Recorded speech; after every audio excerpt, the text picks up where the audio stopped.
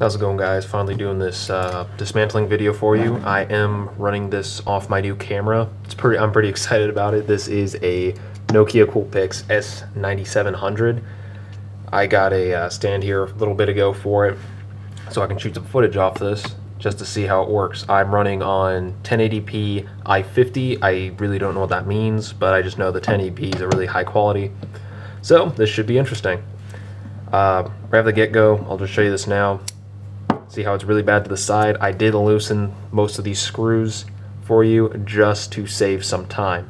Now these pillar construction screws here are on a T6, which I got in here, and these sides is either a T10 or T9. I've noticed the one side fits a T9, the other side fits a T10, so that'll make it super easy to take this apart. Now if you've never taken apart a Rat 1 or something similar to this pillar construction, the way they have it set up is both of these have a female end that the screws fit into, so if you take off one side, it's not going to do much because those pillars are going to stay on the other side. Now, I want to pause this real quick for you guys and take off these scales, just so you don't have to see that, because doing this, I'm trying to do this to the camera, is painfully slow, because if you watch this, that's just for one. That's going to take a while, because there's 1, 2, 3, 4, 5, 6, 7, 8 on this side, and then 5 on this side. So let me pause real quick for you guys, and I will get back to you. And I'm back. I did have to do a little adjustment just so I can fit most of this in. Span out real quick. So these are the screws here that I took out the side. There's your pivot screw, and these are the screws for the pocket clip. The pocket clip screws are larger. Let me zoom in on those if I can. See that these ones are a bit bigger than this one, than these, just so that when, see if I can tilt this down for you, they go into the pocket holes here. Not pocket holes, the pocket clip screw holes. It goes through both the Zytel and into the liners, which I think is a pretty cool feature. It's very smart, very rugged. Now, as you can tell, this is pretty freaking dirty. It's got some gunk and rust on it. Well, not rust, but just a lot of gunk. And these have kind of worn over the years. Especially this. This is one of the washers. It kind of folded in on itself when I was, well, just from years of use of that brass washer. So this is a brass washer and silicone washer setup. Let me take the blade off here for you. Those are nice and sticky and stuck on there. Keep that with that. This is the blade in itself.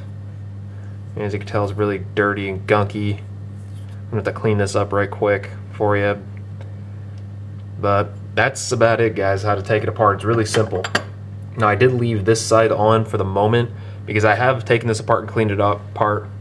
Taken it apart and cleaned it before, and I found it's the easiest to do one side, put it back together, and then take off the other side. That way you don't have screws all about, and it just makes it a lot easier to reassemble when these things are fixed. Then you just jump to the other side, unscrew them, and that way you just kind of have a basin to keep all your screws and your parts together. So let me pause this real quick again. That way I can clean this all up, show you what it looks like clean, and we should be good to go from there. 1 second. Alright guys, I wanted to show you this before I started putting this back together. I got most of this stuff cleaned up. I'm going to do this stuff when I put this back onto the pillar construction. But right here on the liners is just on this one. It's not on this one at all, from what I can tell. Okay, yeah, a little bit on this side. This, by the way, guys, I forgot, is glue. They do glue adhesive the Zytel scales to these, so that's not coming off anytime soon. But mainly it's like this pitting right here, the dark spots, that's all rust. And it's not like corrosive, like gonna destroy your knife rust, but it's just very like minor rust spots that just won't come off because of this, for whatever reason. My guess is because it's like this weird powder coating or bead blast finish that they have on this. So that's just something to keep in mind when you use this knife. Like I said in my last video about the how this is holding up video, I stripped most of the coating off. As you can see, there's some still right there. If I stripped most of the coating off and high polished it, it kept it from rusting. It did a really good job at it. So just want to show you that, keep you in mind, and hopefully next time I unpause, this side will be off. 1 second, guys. Alright guys, well, just for shits and giggles, I figured I might as well show you like how easy it is to take this knife apart. This is the other side. I got the other side back together, as you can see there. But this, to me guys, just for a little bit of thought, for these screws, are amazingly well constructed. I mean, I've had a lot of knives that, if you ever try to take them apart, these screws strip out and they're a pain to get back together, and I would have to go out and buy new ones or have to makeshift something to make it work so I can take it apart again, and then it just kind of takes away from the look of the knife. But these, I've taken this knife apart probably, I don't know, 5 or 6 times since I've owned it. First one was just out of curiosity, and then the rest was just for cleaning. Let's see, will this T10 work? No. So the side without the scale, so the left one, guys, with the liner lock on it, works with a T9, which is kind of interesting, because the other side works with the T10. But anyway, as I was saying, these screws, I really appreciate this. They are very well constructed. I mean, you can crank down on them. I mean, not stupidly hard, but confidently enough that you know they won't fall out immediately. Unfortunately, I don't have Loctite, so I really have to rely on the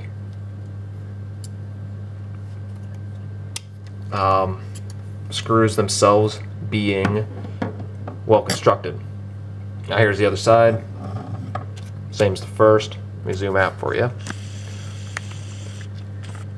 And again, just a lot of dirt and grime from years of use. Let me clean this up real quick, and I'll probably show you if there's more rust spots. Alright, now this side is substantially worse for the rust spots, as all those dark spots are all rust spots. I wish I could show you a little closer up, guys, but I have no idea how to focus with this, so that's kind of a mystery to me right now. Hopefully and eventually I will figure out how to, and when that time comes, it'll be a lot nicer viewing. Another thing I wanted to show you is this is the silicone washer. I think I'm gonna have to get new ones soon, because that used to be twice as thick. Now it's like barely holding on, and I don't want to throw it out because that'll really jack up the alignment of the knife. So that being said, let's put this bad boy back together. I am using Norvy ink. Don't let the thin yo-yo lube distort it. I drained the bottle, cleaned it out with some alcohol, and put some Norvy ink, the stuff that I was using in some of my other videos. Brought that as along with me. I could take this on as a carry-on. They didn't have a problem with it. They confiscated my other bottle, which I had a theory they would, so that's why I have a little one. Now I'm just putting like a little dab, a little thin layer, right where the washer is, just so, 1, it'll stick, and 2, it's a fantastic lubricant. I mean, it's beyond perfect in my opinion. And let's put the sucker back together. Now, out of the two sides, this is the trickiest of the two, just because of the liner lock. And one big thing, guys, I forgot to mention is the hole. They did a very ingenious job of this, and I always forget about this. If you can see on this side of the hole, it's flat because there's a flat spot on this pivot. So you have to line that up before you can screw it back on. I think I'm good to go there. So slap that on. That's good, that's good. Alright guys, I'm going to pause this because I'm having trouble getting that. Alright, so what I ended up having to doing, I screwed up a little bit and tightened that down too much when it was off center. So I just took my Leatherman to recenter it. Which, guys, I'll probably be doing a review later today on that when I get off work. But, yeah guys, it's very simple how to take this bad boy apart. Slap this Zytel on here. And let's get back to putting this bad boy back together. While I'm doing this, guys, I'd like to ask if there's anything I can do to improve my videos. I'd be greatly appreciated. I mean, I'm still trying to figure out how to do all this. I'm not very keen on how to do it, and on top of it, I really don't have much time to do it because of work, which kind of sucks because I love knives. I love showing off knives. Love helping new guys out with knives and all that stuff, especially with the Scouts, guys. If you don't know this, I am an Eagle Scout.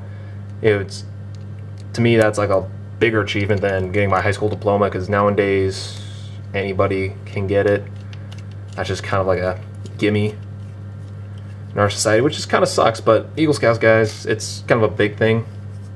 You actually have to work for it. I don't know about now. I've seen some like 12 and 14-year-old kids getting it, which, I mean, if they're hard worker, hard chargers, great. But if they're the push button Scoutmaster really didn't care, that kind of sucks for them, because it negatively affects them and then the rest of us. But anyway, trailing. I like helping out the Scouts with knives because a pocket knife and knives in general are a big part of scouting, because it's our main tool next to our knowledge and know-how. So little stupid videos like these, how to take apart a knife and how to keep it maintained and cleaned, can help people like that, or the guy that just doesn't know how to do it, or confidently knows how to do it. Because I think we've all been there, that we tried taking a knife apart at one point and it just completely went to shit. I know I have. I think my first one that completely miserably failed on me was a stiletto. I learned that the tension bar in the back has a shitload of tension on it, and if you take it apart and you don't have the proper tools to put it back together, they don't go back together. So yeah, that was a lesson learned for me. And I'm sorry if this goes out of focus, guys. I'm trying to look through the camera, but it's not working, so I'm kind of looking off to the side of the camera. But yeah, anyway, stupid videos like these, guys, it does help one person, and if it does help that one person, that's good enough for me. And also, it's, even if you want to see how it's made and like the inner workings of it, I mean, it just helps people out that way as well, because some guys, they like skeletonized liners. I really don't give a shit if my knife weighs 6 ounces or 4 ounces, but some people care about that, so doing a video like this helps them. So if there's any, coming to the conclusion of what I'm trying to ramble on about, if there's anything I can do to improve my videos, I did step up and get a camera stand, got a nice camera.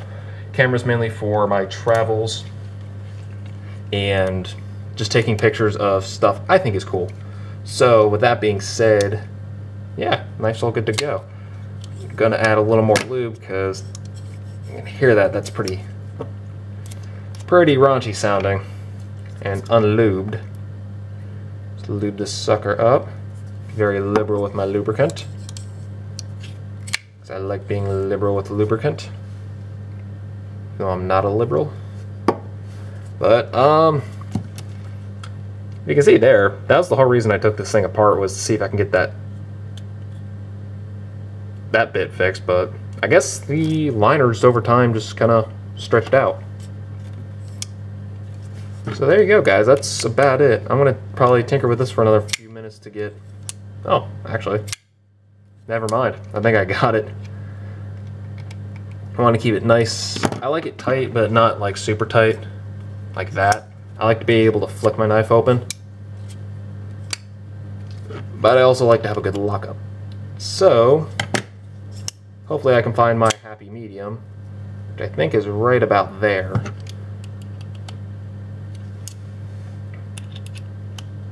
Yeah, that's actually good enough for this video. Let's see. No, maybe not. So thank you guys so much for watching. If you got anything that I can do to make it better, my videos better, watching experience better, please let me know. Be greatly appreciated. and hopefully soon I will have another video up of some pretty cool gear that's coming this way. I don't want to say anything for a fact, but I'm looking to invest in some pretty cool knives, or tools I should say, because yeah, like my last video, can't have knives here, but we can have tools. Found that out. We can have tools, not knives. So I'm gonna try to work that system, and hopefully next few videos from now will be some pretty cool shit. I will be doing a review video on this, the OHT, as well as my Leatherman Super Tool 300, and I'll just probably do them in the same one, do a comparison, because these are, each one kind of serves its purpose, and I just found that out recently between that one and the 300, so probably do it either tonight or tomorrow. Without further ado, stop wasting your time. Thank you guys so much for watching. Like, comment, subscribe. If you got anything to improve my videos, let me know, and check me out on Instagram at VLorenzo. Again, thank you so much for watching. See you in the next video.